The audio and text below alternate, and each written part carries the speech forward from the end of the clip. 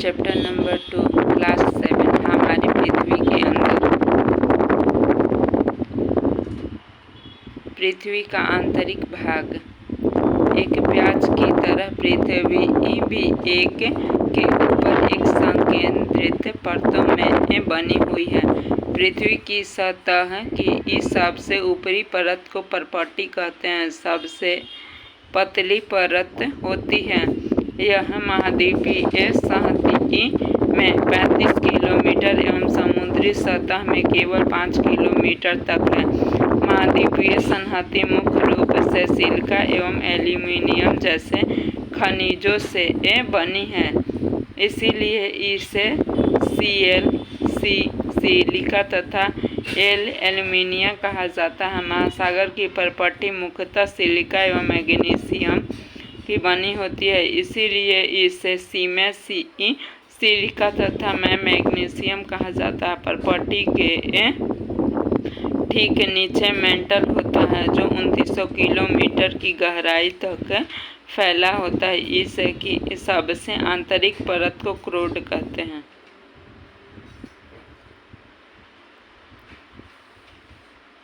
सबसे अंदर क्रोड है, उसके बाद आंतरिक क्रोड, उसके बाद बाह्य, उसके बाद क्रोड, मेंटल सीमा, उसके बाद मेंटल, उसके बाद स्थल और उसके सबसे ऊपर परपट्टी। विश्व की सबसे गहरी खान दक्षिण अफ्रीका में स्थित है तथा इसकी गहराई लगभग 4 किलोमीटर है। तेल की खोज में इंजीनियर 6 किलोमीटर गहराई तक खोद चुके हैं। पृथ्वी के एक केंद्र तक पहुंचने के लिए, जो बिल्कुल असंभव है, आपको समुद्र की सतह पर 6000 किलोमीटर तक गहरा खोदना होगा। महाद्वीपीय परपट्टी की महासागरीय परपट्टी। एक तरफ है महाद्वीपीय परपट्टी और महाद्वीप, दूसरी तरफ महासागर और महासागरीय परपट्टी। देखिए, क्रोड 15%, मेंटल 84% और परपट्टी 1%। पृथ्वी के आयतन का केवल 1% हिस्सा ही परपट्टी है।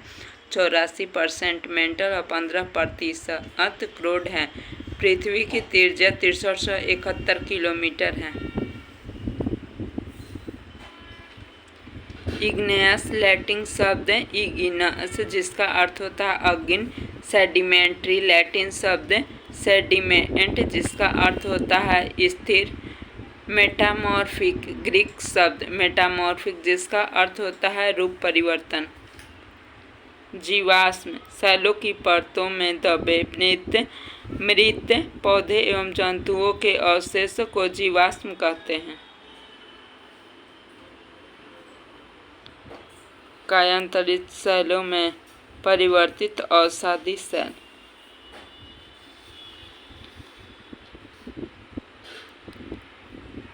जिसकी त्रिज्या लगभग 3500 किलोमीटर है, निकल एवं लोहे की बनी होती है। इसे निकेल एवं फेरस कहते हैं। केंद्रीय क्रोड का तापमान एवं दाब काफ़ी उच्च होता है। सेल एवं खनिज। पृथ्वी की परपट्टी बनाने वाले खनिज पदार्थ के किसी भी प्राकृतिक पिंड को सेल कहते हैं। सेल विभिन्न रंगों का आकार एवं गठन की हो सकती है।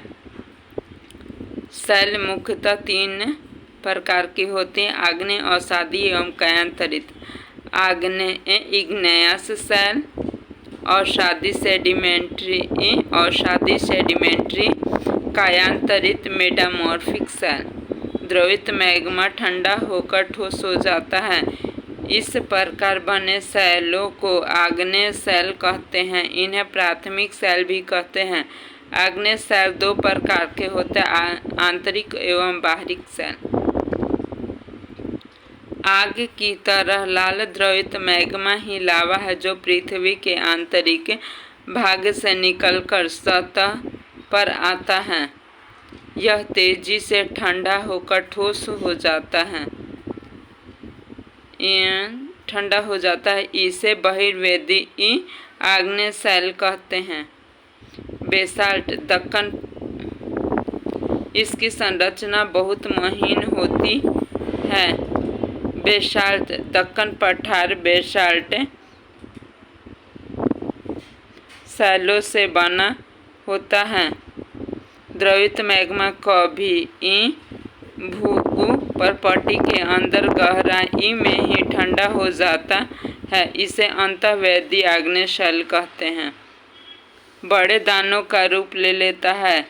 ग्रेनाइट ऐसे ही शैल को उदाहरण अपघर्षण पत्थरों का उपयोग होता है, वे ग्रेनाइट के बने होते हैं। शैल लुढ़ककर, चटककर तथा एक दूसरे को से टकराकर छोटे छोटे टुकड़े टूट जाते हैं। इन छोटे कणों को अवसाद कहते हैं। ये अवसाद हवा जल के द्वारा एक स्थान से दूसरे स्थान पर पहुंचकर जमा कर दिया जाता है।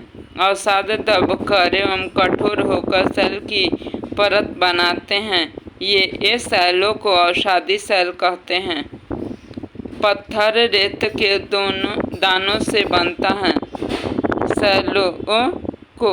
शैलों में पौधे, जानवर एवं सूक्ष्म जीवों जो कभी शैलों पर रहे हैं के जीवाश्म कहते हैं।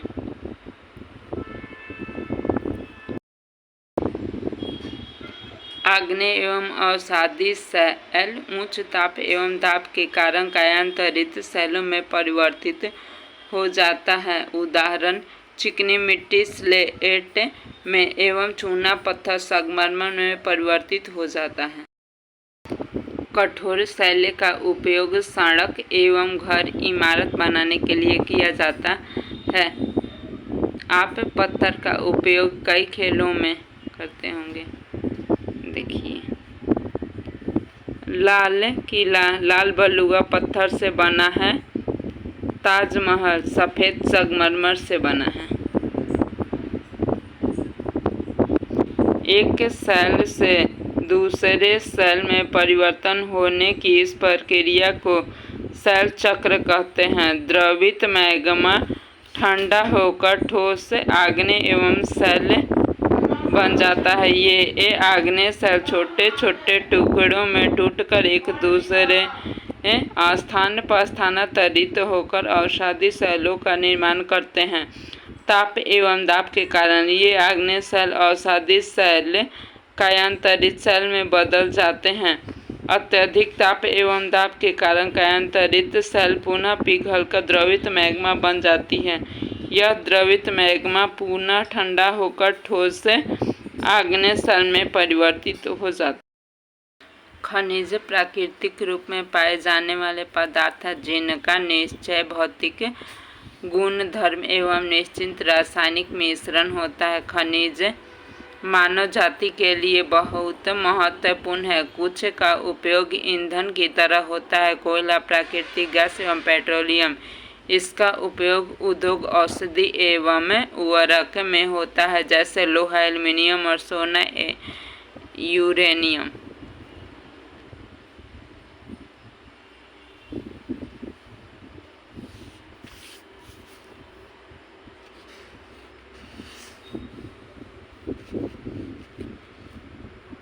द्रवित मैग्मा से बने हैं आग्नेय शैल पृथ्वी की सबसे ऊपरी परत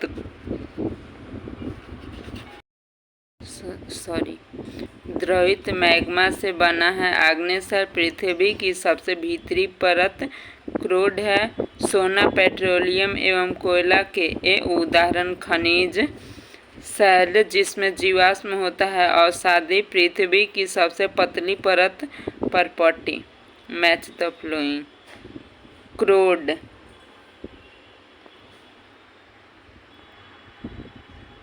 सबसे भीतरी परत।